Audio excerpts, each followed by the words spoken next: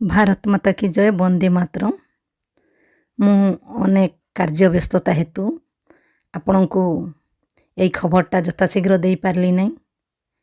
आउ मु केबे भी मो चैनल रे फालतू खबर दिए नहीं। जोटा मु जानी थाए, जोटा मो नजर को आसी थाए सही खबर ही दिए। तो एथिरे आपण माने देखंतु अंगनवाड़ी कर्मी माने वर्तमान निर्वाचन कार्य करुछंती। हेले उक्त दिनर तांकु कौन पाउना मिलिबो ए विषय रे कौनसी गाइडलाइन नहीं।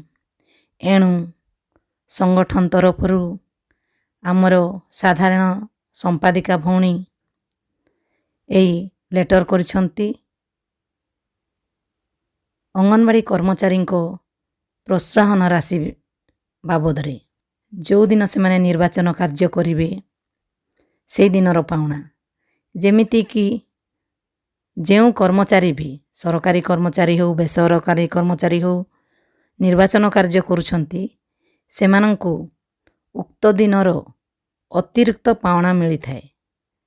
केवल उक्त दिनर नुहे, जो दिनठु तांकु दायित्व दिया जाए 2-3 दिनर तांकु तांको दरमा सह अतिरिक्त पाउना मिली थाए। तो सेही भली अंगनवाड़ी कर्मचारी को मध्य जेहेतु यह एक संवेदनशील कार्य आउ एथिरे अंगनवाड़ी कर्मी माने प्रत्यक्ष भाव में नियोजित होइछंती, एणु तांकु निश्चिंत रूपे पारिश्रमिक मिलवा कथा।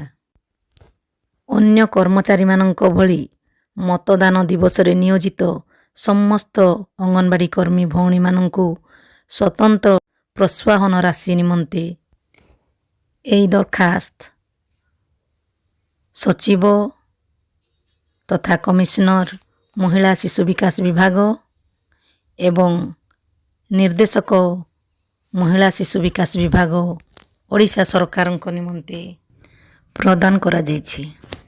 देखा जाऊ सरकार कौन विचार करुछंती एवं तार व्यवस्था करुछंती। धन्यवाद।